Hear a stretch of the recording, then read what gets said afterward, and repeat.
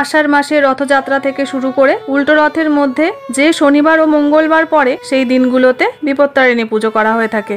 এবছর অর্থাৎ 2025 সালে বিপত্তারিণী পুজো হয়েছিল 28শে জুলাই শনিবার এবং 1 জুলাই মঙ্গলবার। আর আমি আমাদের বাড়িতে বিপত্তারিণী পুজো করেছিলাম 1 জুলাই মঙ্গলবার দিনটিতে।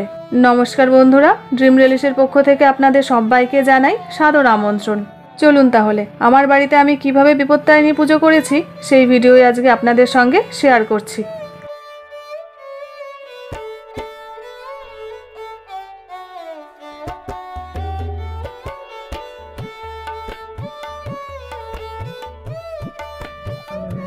তেরো রকমের ফল, ফুল, মিষ্টি, পান, সুপারি, লবঙ্গ, এলাচ প্রভৃতি দেবীকে অর্পণ করতে হয় বিপত্তারিণী পুজোর দিন।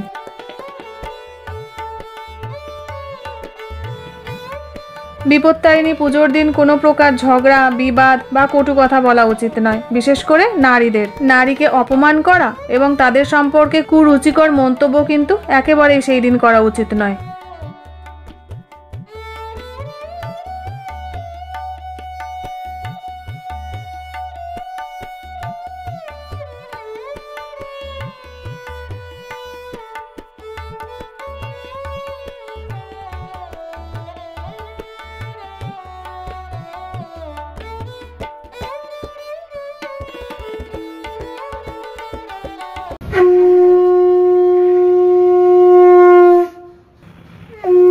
দেবী দুর্গার 108টি অবতারের মধ্যে অন্যতম রূপ হলো দেবী সংকটনাশিনী বিপত্তারিণী। বিশ্বাস করা হয় এই ব্রত করলে সমস্ত রকম রোগ, শোক, যন্ত্রণার হাত থেকে মুক্তি পাওয়া যায়। এই ব্রত ছেলে ও মেয়ে উভয়ই করতে পারে। সংসারের মঙ্গল কামনায় বা বিশেষ মনস্কামনা পূরণের জন্য বিপত্তারিণী ব্রত করলে মা বিপত্তারিণী তাদের সমস্ত ইচ্ছাই পূরণ করে। দ্বিতীয় থেকে আরম্ভ করে দশমীর ভেতর যে শনিবার ও মঙ্গলবার পরে সেইবারে এই ব্রত করার নিয়ম।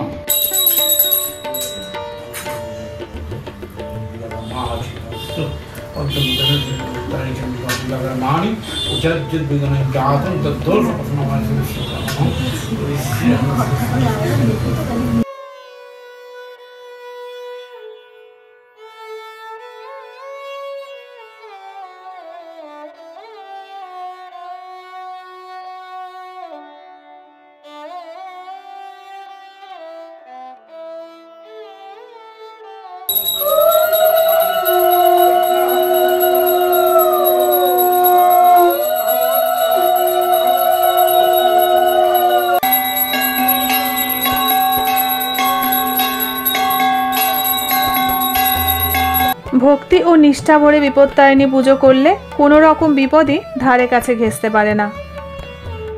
আমাদের বাড়িতে বিপত্তারিণী পুজোর সময় ছিল বেলা ওই 12টা সাড়ে 12টার দিকে।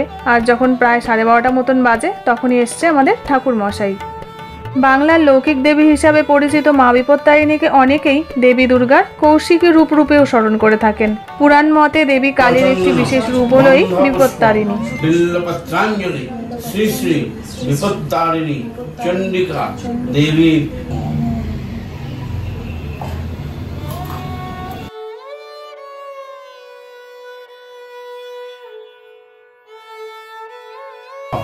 মঙ্গলা মঙ্গলে শিবে সর্বার্থ সাধিকে শরণ্যে ত্র্যম্বকে গৌরী। পৌরাণিক কাহিনী অনুসারে একবার মহাদেব মজার ছলে দেবী পার্বতীকে কালী বলে সম্বোধন করেন। তাতে দেবী অত্যন্ত রুদ্রমূর্তি ধারণ করে কৃষ্ণবর্ণা রূপ পরিত্যাগ করেন। সেই কৃষ্ণবর্ণা রূপই হলো দেবী দুর্গার। পার্বতীর অঙ্গ থেকে সৃষ্টি কৌশিকী হলো দেবী বিপত্তারিণী। আর বন্ধুরা, আপনারা হয়তো অনেকেই জানেন, তবে যারা জানেন না তাদের বলি, বিপত্তারিণী পুজোর দিন কখনোই কাউকে চিনি দেওয়া উচিত নয়। মনে করা হয় এতে সংসারে অর্থাভাব হয়। চিনির সাথে শুক্র ও চন্দ্রের সম্পর্ক থাকায় এই দিনে চিনি ধার দিলে শুক্র দুর্বল হয়ে যায়, যার ফলে তার প্রভাব আপনার জীবনে কিন্তু অবশ্যই পড়বে।